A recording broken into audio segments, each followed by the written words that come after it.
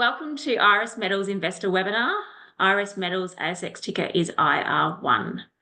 Iris Metals is an exploration and development company with a large and expanding tenure in the Black Hills of South Dakota, which is highly prospective for hard rock lithium.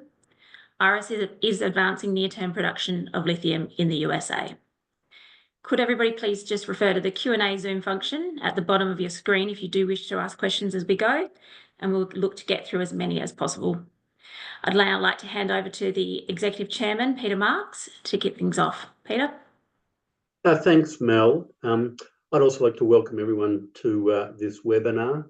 In so doing, I'd like to introduce our US-based team, all of who are currently in the US.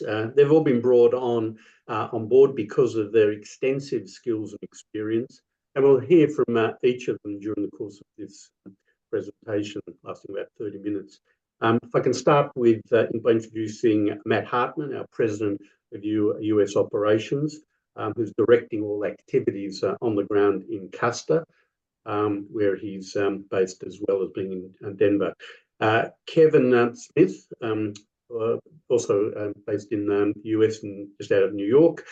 Kevin has a long track record in commodities trading at being at Traxys for many years, and has a wealth of experience in the lithium business on the commercial side. And our most recent addition to the board, Anthony Collins, also based in the US, and has vast experience in the capital markets financing area, as well as deep experience in the lithium space. In fact, I'd now like to hand over to Anthony to start off the presentation by giving maybe a little bit more background about himself and why he was attracted to join the board of Iris. Anthony, over to you, please. Thanks, Peter. I'll speak to this slide and the next one, which helps set the scene before handing over to Matt and Kevin. These two slides also reflect why I was excited to join the board of Iris Metals. In short, I wanted to be part of a team that's going to deliver domestic lithium into the US in the near term. There's two important points I'd like to make on this slide. One is the tight capital structure. We have a globally diverse shareholder base, including a growing presence here in the US, which we're actively building out this year. The second point I'd like to highlight on this slide is our modest market capitalization. And I'm sure you'll agree with me after you see today's presentation, we have a clear executable path to production. We have strategic investment and offtake discussions underway, and over the next 12 to 24 months, there's going to be multiple catalysts for the share price to re-rate. Moving on to the next slide, this really sets the stage for today's presentation, and Matt and Kevin are going to go into various things referenced here in more detail. As Peter mentioned, I've been involved in the lithium industry since about 2015, arranging finance and supply chain partners for spodumene and other types of lithium projects in Australia, Brazil, as well as projects here in the US. What drew me to Iris was the quality and uniqueness of its assets that are already permitted. That was exciting, on private land, which has got a history of lithium production in a mining-friendly state. I can't reiterate enough just how important it is that Iris is already permitted, which makes it a standout in terms of near-term production in the States. What's interesting and unique about the project is its scalability. As you can see here, we've mapped out an initial exploration target for this year, but that will be built upon looking at the federal land package that we have with an objective to build out a 15+ year mine life. And Matt's going to talk a little bit about the hub and spoke model, just how we scale the project, starting with what we've got and building it out. This year alone, we're targeting 3 MREs and a production decision as early as Q1 2026, less than 12 months away. Having been to site and seen the project's potential for myself, I can confirm there's shallow, wide pegmatites, low strip ratio, existing infrastructure in place, and the economics of the project are shaping up very compelling. Stepping back, and Kevin will touch on this, Iris is strategically located in the States at this point in time, and the supply chain unique advantages compared to other projects outside the US in particular context, given the current tariffs and government incentives, which Kevin will elaborate on. So with these brief opening remarks, Matt, I'll hand over to you. Go ahead and get the next slide here. Thank you, Anthony. Definitely a pleasure having you join the board and getting to get familiar with you and work with you. I think we have a great team definitely has formed up here with Iris here in the US as we progress things forward. So what I'm going to start with you, everyone, today is talking a little bit about the hub and spoke production model, because I think everything that we talk about after this is going to feed back up, and you'll get a much better understanding of kind of where we're headed with this. A lot of what we've talked about in the past has been talking about mineral resources and exploration, and now we're really going to focus on what the development looks like. What is Iris progressing towards, and what are we trying to build here? So the hub and spoke model is utilizing multiple mining production centers to feed a central processing facility.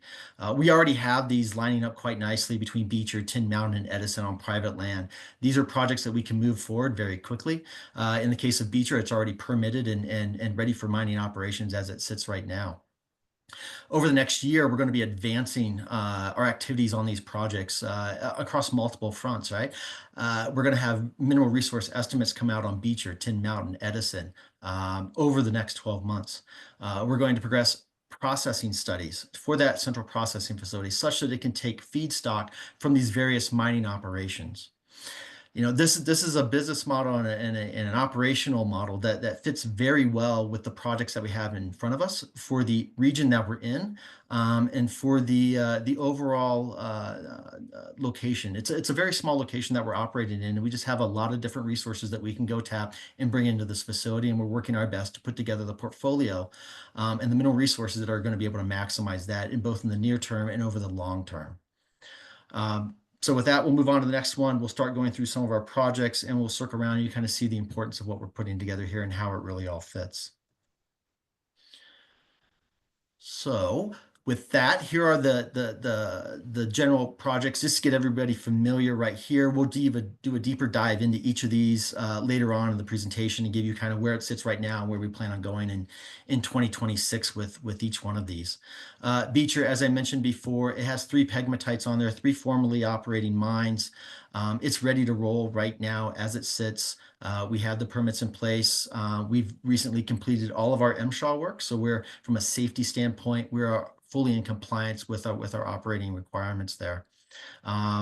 Tin Mountain, again, this is one that you've probably seen come to the forefront more in the back half of 2024. We completed a small drill program.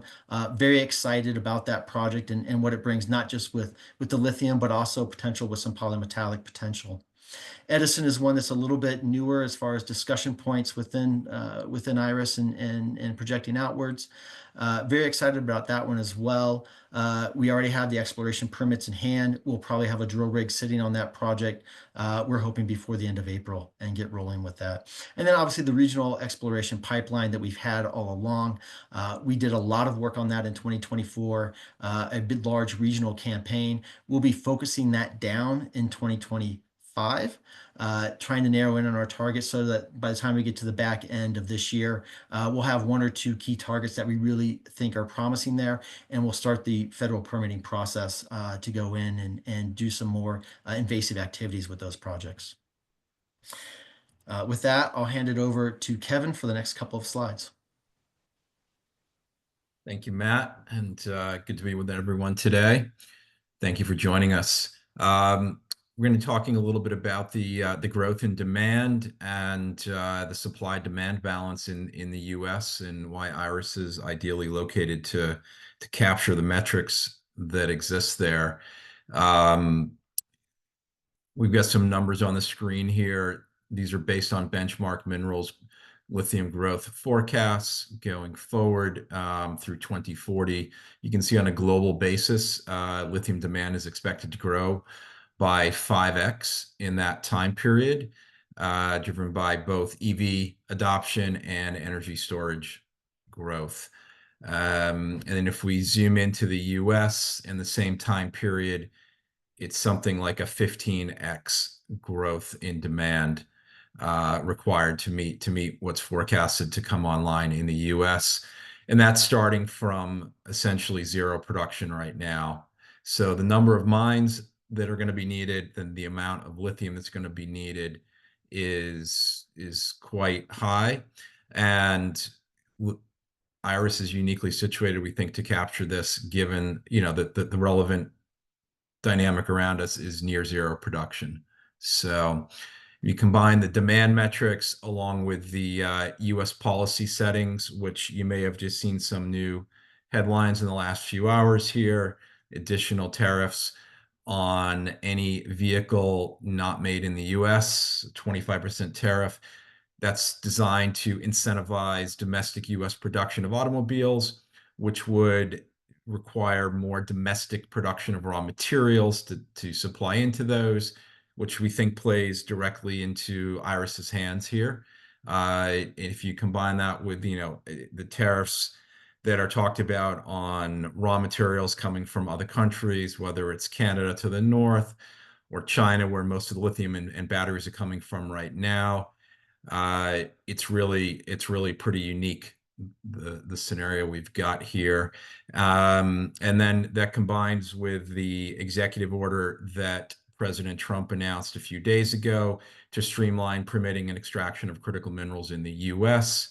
So clearly refocusing government and trying to align all the arms of government to deliver on this, and that's to address permitting issues where people have been held up and stymied in the past with certain environmental and regional approvals needed. They're trying to remove these things, harmonize everything, and fast track a lot of projects. So you take all of these things together, along with a zero domestic production, and we think that Iris is well situated to capture this. And we've got a map here to show you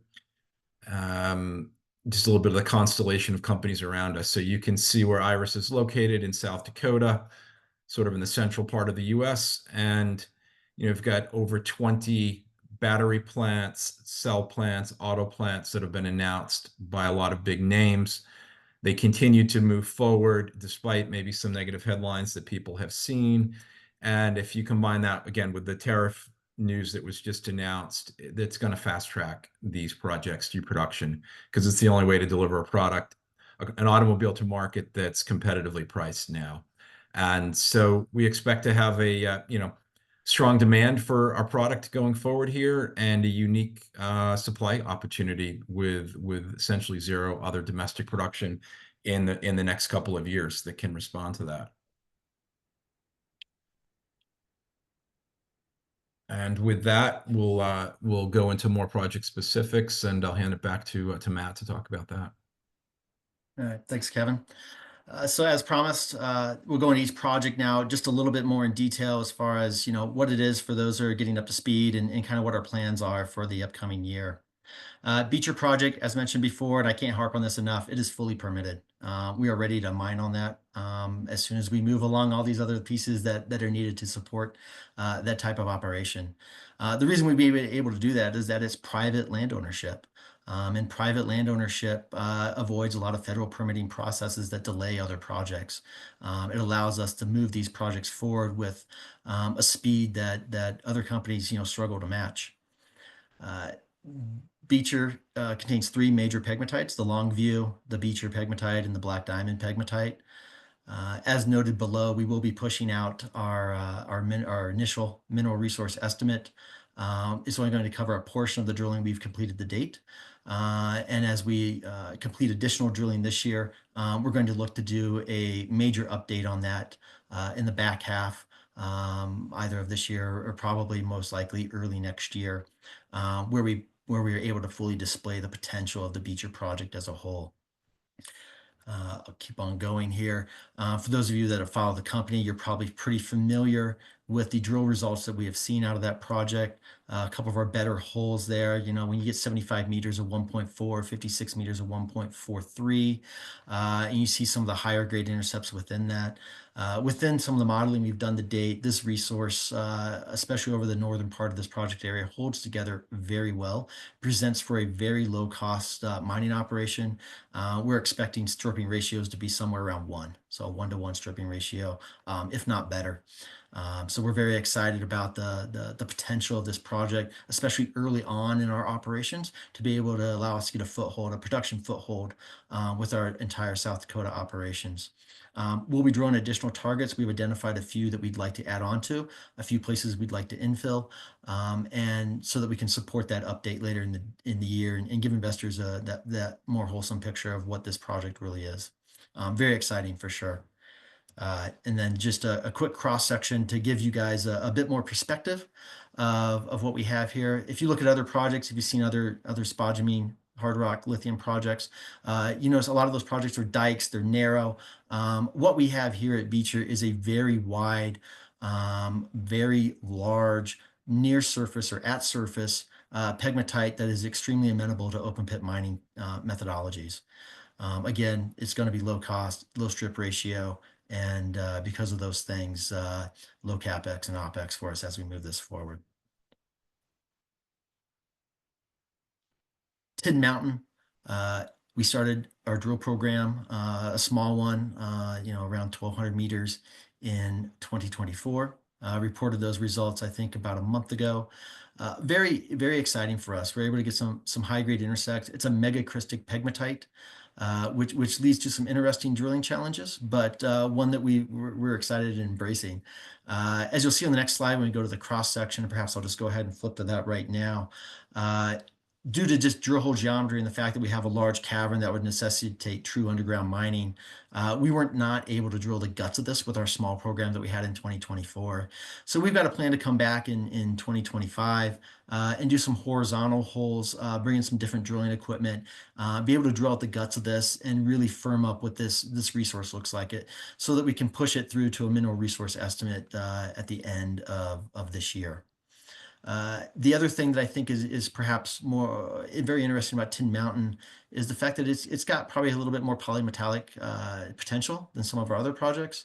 That was demonstrated with the cesium hit that we had in our round of drilling in 2024 with that 1 meter of 1.5 plus cesium oxide. We knew there was cesium potential at Tin Mountain. Not sure if we were going to be able to really see that in drilling. Definitely something that we're going to be able to and plan around for our processing operation so that we can scavenge this material out. I don't want it going into a waste pile. I don't want to go in the tailings. I want to be able to monetize that. So that's going to be part of that going forward as well.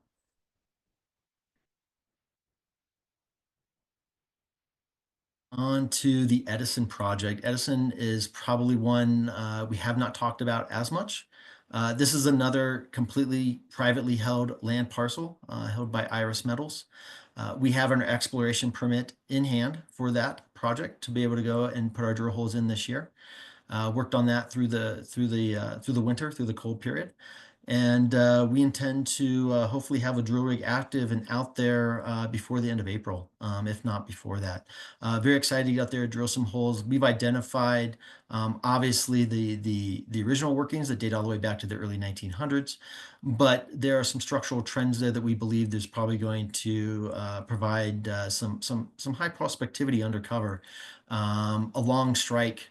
And we're really excited to test that and see what we can open up there and see what type of resource we can put together with that project. Again, just another one of these that we're putting together in one of our various hubs, or I'm sorry, one of our various spokes that is going to feed our hub at the processing facility. And then the last piece of this is obviously the long-term growth of the company. The land package that we have in the Black Hills is second to none. 17,000 hectares of mineral rights. Again, all in the same general geographic area, all within trucking distance of a central processing facility. In 2024, we did a large program at regional scale going through this land, selecting down to find the targets that we wanted to advance into more focused sampling and mapping and additional airborne geophysics this year. We plan on running that program this year, have already started that. And by the end of 2025, we would like to pick out one, possibly two targets that we will push through the permitting process and start our more regional growth out of our exploration package at that time. Near term, we have it all on private lands. This is the long-term path for the company to be able to grow out and have 15, 20 plus year mine life with this project. Metallurgical testing. As noted before, because we have permits already in place, because we can build out resources fairly quickly on our projects, we've went ahead and pushed forward with metallurgical testing a little bit last year, mostly from the Beecher project. We are going full bore with that this year. We have brought in Wave International to serve as our process consultant. Our end goal is to build a processing facility that can handle multiple feed sources by blending all that ore and generating a project that the market finds desirable. We've already demonstrated at Beecher that we can do high purity, 6+% lithium oxide concentrate. So now it's just a matter of optimizing that process flow sheet across all of our properties and determining how best to actually build that plant, providing some scalability given the multiple mining centers we're going to have and the ability to bring on more in the future.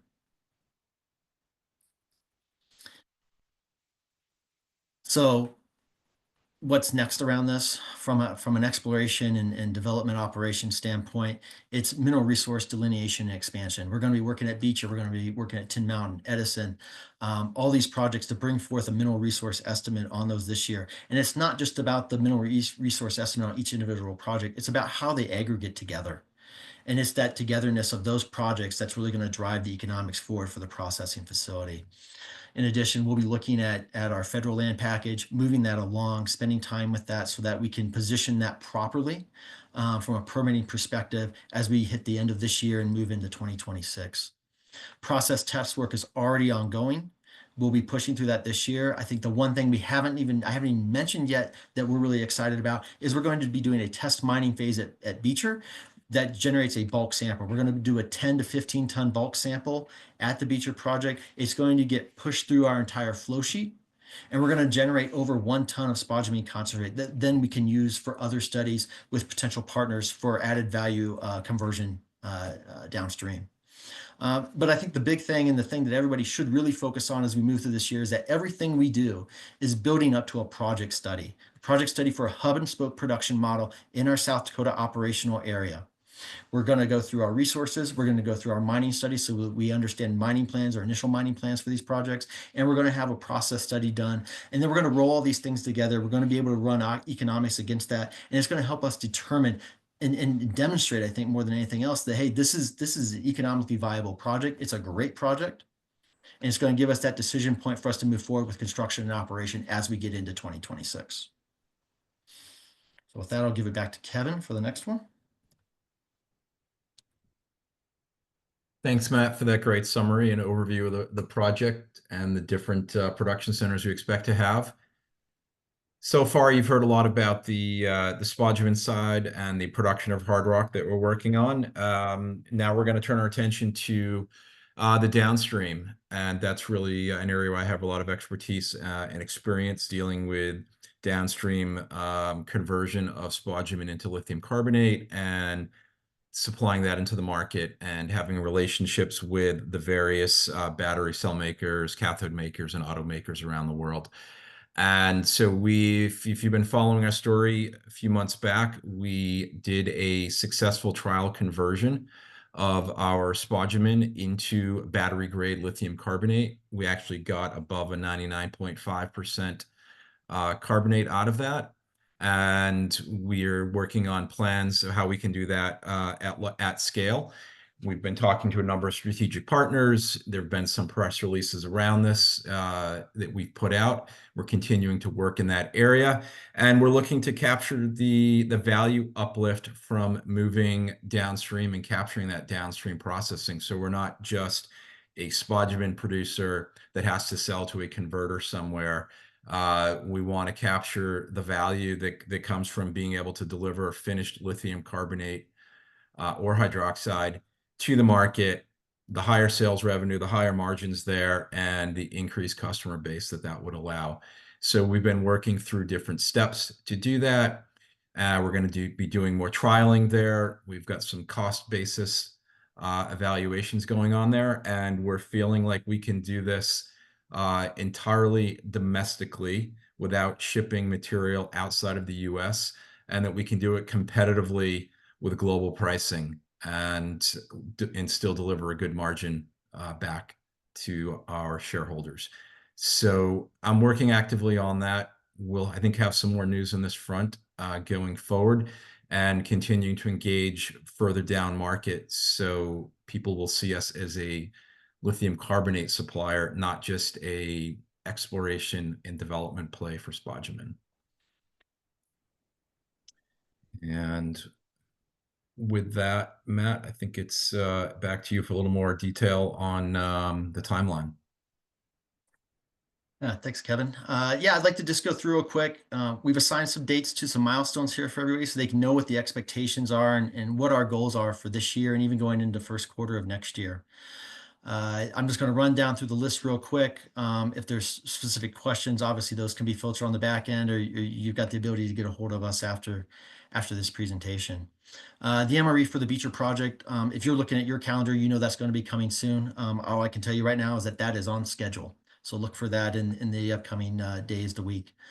Obviously, we're still working through our exploration on the federal mineral claims. We'll be fielding our drill program imminently. Within the next couple of weeks, we'll have a drill rig get to site and we'll put that to work. At some point this year, we'll probably have a couple drill rigs going.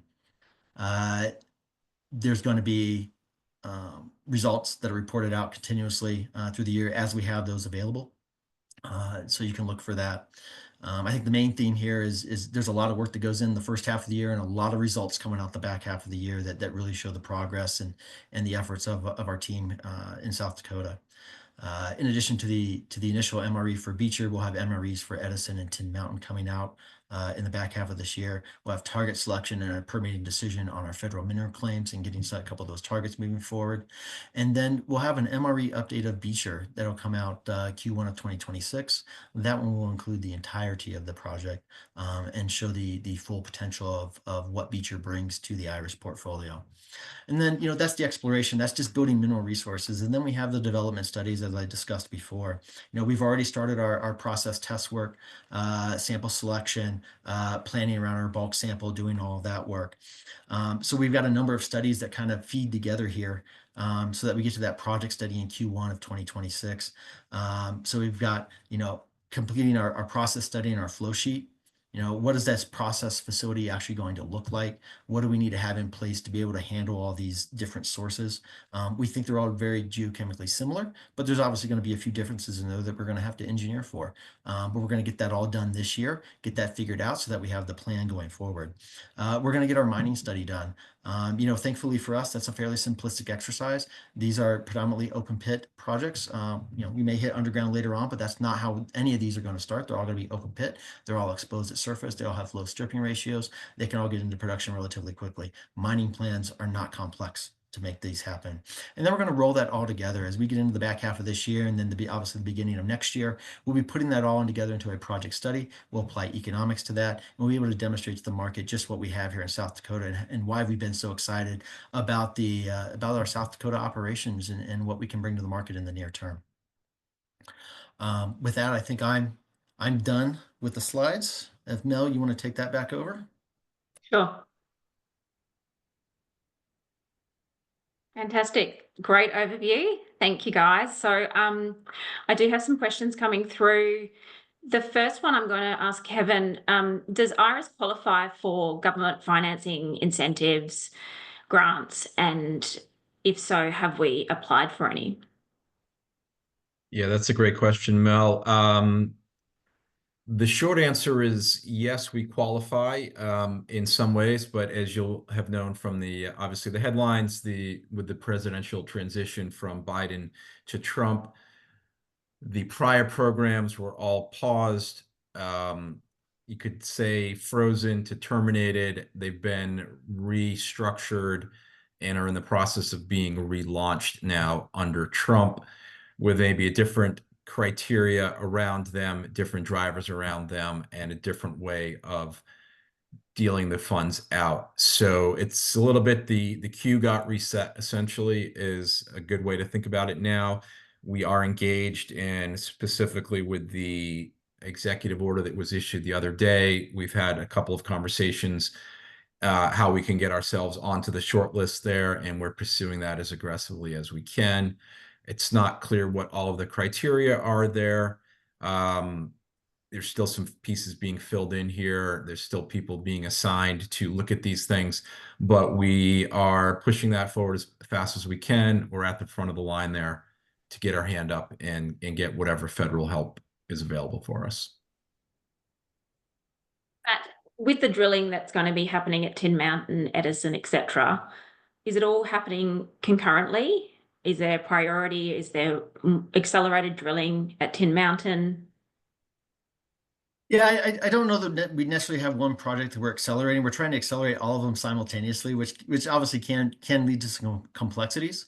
We are initially starting with a one drill rig program. I think right now we have around 6,000 meters planned for the year, which is aggressive. We will have a second drill rig that comes in specifically for our Tin Mountain operations, probably around mid-year for that. But the end goal is that, if things start to slow, we will bring in additional resources such that we meet the goals that we have outlined here in the presentation today. If we see ourselves falling a little behind as far as scheduling, we'll bring in that additional drill rig. We'll be able to move a little bit quicker to ensure that we get the assay results back in time to progress on the timeline that we're presenting now.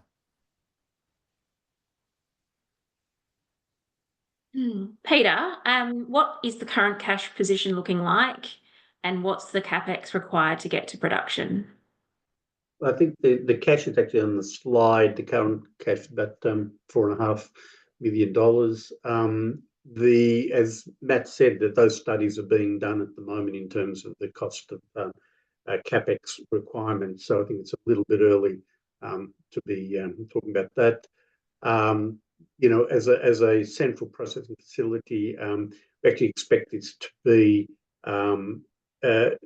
actually not as expensive as some of the larger plants that have been built and what have you. But I think let's wait till the additional work is done before making detailed comments about that. Good. Another one for Matt. Matt, the Iris has what we are messaging is as a first mover advantage. Is there other peers or competitors that are sort of edging slowly, and how do we maintain that first mover advantage? Yeah, so what I can report back to everyone is that we are still the first mover. We are still probably the only mover. We are the only company actively drilling, actively exploring, actively generating real results in the Black Hills. And we see that as something that's going to maintain the status quo going forward. We do not see anybody popping up. If anything, I think there's probably a better chance of us, taking over, and that's probably the worst word to use in a conversation here, but at least growing even beyond where we're at today. I don't see anybody else entering the market. We're so far ahead of everybody that there really isn't a chance for somebody to enter into the same geography that we're in right now. Kevin, are there any possible new strategic partnerships or mergers in the near future? Yeah, that's an interesting question, Mel. We've got a exclusive relationship right now that's underway. So we've been going through a process there. I think looking out across the marketplace, there's different people doing different things, and you could see how different projects and downstream partners might fit together, how offtake might form, how finance might come together via offtake. So all of those things are in the mix here and available to us going forward. Matt, the cesium mineralization that was discovered at Tin Mountain, was that a surprise? And what does that mean? So I think it wasn't a surprise that we that we have cesium there. We knew there was historical reports of cesium there. We had not seen an outcrop. Pollucite, which is the dominant cesium mineral ore that we are expecting there, is not something that's readily observable and outcrop all over the place, let alone being able to just identify it. But definitely pleased to see that in the drill results. If we're seeing it in the smattering of holes that we were able to complete, then it's a good thing for us as we move forward. I don't know that it's going to show up in every drill hole we do, but it's definitely something that we're going to plan for from a processing standpoint, because we believe we're going to be able to identify and scavenge that within our processing flow sheet. And that's how we're moving forward right now. So definitely exciting to have that. Being able to see that in drill core is even more so, and just reaffirms that, as we move forward with our processing studies, we need to be looking at the polymetallic potential of many of these pegmatites. And one more for you, Matt. There's so much going on. How are you resourced with people in the US, and will that grow over the coming 12 to 18 months? So we're resourced in combination of full-time employees. Right now we have 9 full-time employees in South Dakota. Great individuals. I have a very strong team in South Dakota that I'm very happy, very proud of. I'll put them up against any exploration team out there in the Western US right now. In addition to that, we're working with some fantastic consultants that give us that scale that we need when we need it, and give us the technical expertise. Obviously, we're trying to move forward on a lot of different avenues at one time. Luckily, I've got a background as a consultant. I've got a deep Rolodex. We can draw in the people that we need when we need them, and we're getting great results out of all of our consultants.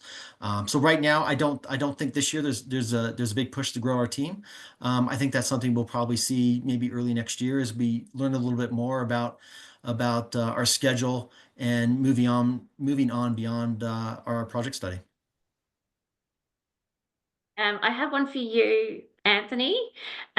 With your engagement with US assets, do you expect to see more of a migration to a US-focused registrar? The short answer to that is yes, Mel. There are some US-based shareholders there now, but yes, we would expect that to grow significantly as we get our announcements out over the next month, 3, 6, 12 months. We expect that to grow. And we probably, I'm going to just ask Anthony, what should investors be most excited about now?